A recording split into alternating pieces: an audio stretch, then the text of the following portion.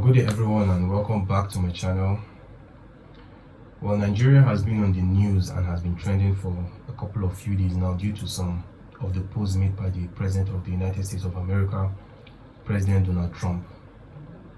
He made some series of posts where he disrespected Nigeria as a sovereign nation, and he also threatened Nigeria for what he claimed was the mass killings of Christians. Let me read one of the posts for you guys. The first post he made, he said, Christianity is facing an existential threat in Nigeria. Thousands of Christians are being killed. Radical Islamists are responsible for this mass slaughter. I am hereby making Nigeria a country of particular concern. He said some other things.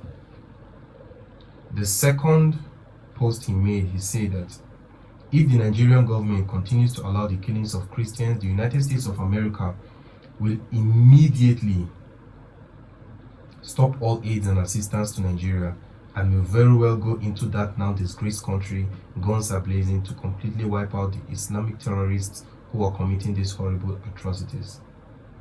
First of all, I don't know when Nigeria has become a disgraced country. Who disgraced Nigeria exactly? The US or who exactly? Because when you're talking about a disgraced country, a country that lacks moral, a country that lacks culture and lacks common sense, I can say the United States of America should be number one on the list of world countries that should be referred to as a disgraced country. But still, the president of the US calls Nigeria a disgraced country and claim that there is a mass killing of Christians in Nigeria. First of all, let's call a spade a spade. There is serious problem of terrorism and banditry going on in the country, and Christians are not the only ones being affected. Muslims are affected and even other subgroups are affected. So the main problem right now is to address this issue of terrorism and banditry. And since when has the US, because people who are not familiar with international relations or people who are not familiar with the history of the United States of America are the only ones who are blind enough to think that the US really have the best interest of another country, not to even talk of any other country, Nigeria at heart.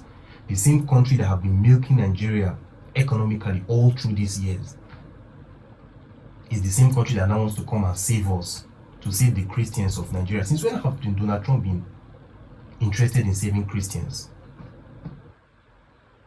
If Donald Trump is really interested in saving Christians, why didn't he save the Christians in Palestine who have been killed all through this year?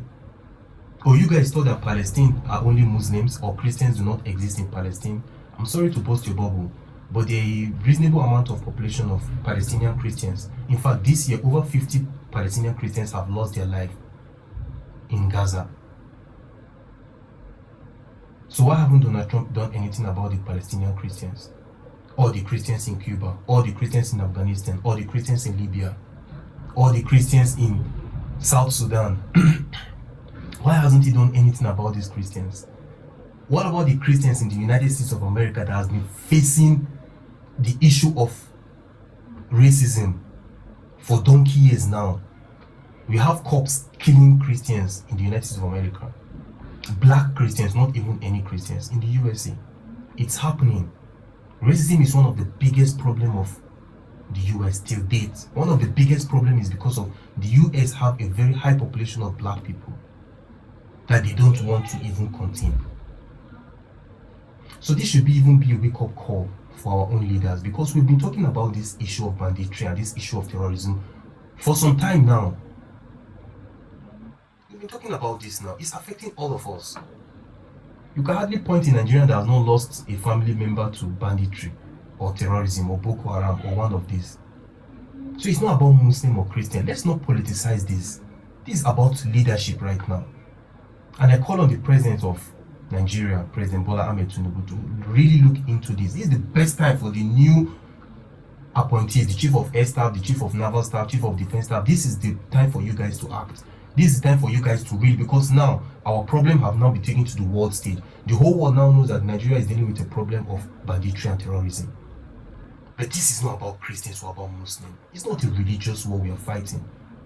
This is a war for our own peace. Nigeria is one of the most secular nations on earth, having roughly about 50% Muslim and 50% Christian population.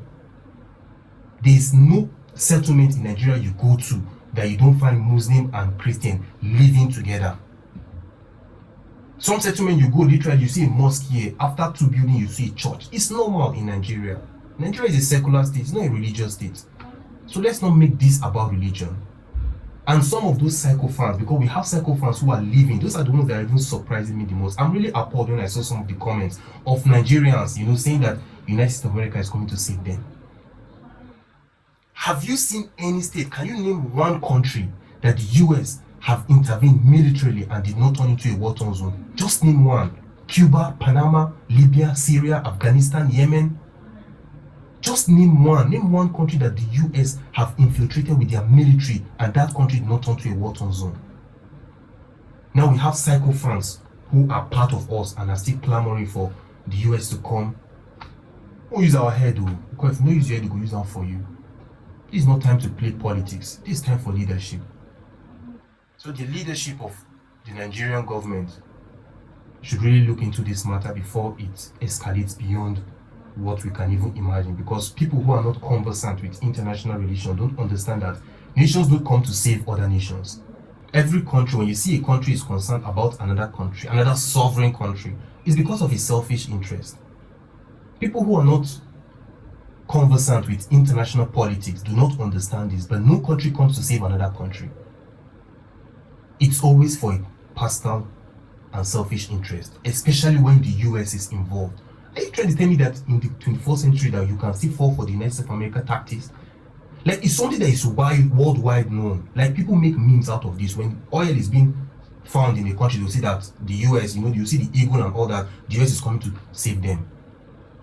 I can't believe that we have psychophants in Nigeria in the 21st century, 2025, and still falling for these tricks. In international politics, countries are not friends. No nation is friend. They only relate diplomatically. And those diplomatic ties is for the benefit of those individual countries. No country looks to another country and say, I'm coming to save you. It doesn't happen in international politics. Know this and no peace. If you don't use your head, then go use them for you. This is not time to play politics. This is time for us to be serious. And I really urge the president of Nigeria right now, President Bola Ahmed Tinubu, to really look into this matter. This is not time to play politics. This is time to save ourselves before our country will be destroyed in our eyes. It will be like a joke, but trust me, it's not going to be funny when it starts to unfold. So let's not play politics with our existence. Let's not play politics with our lives. Let's do what is right.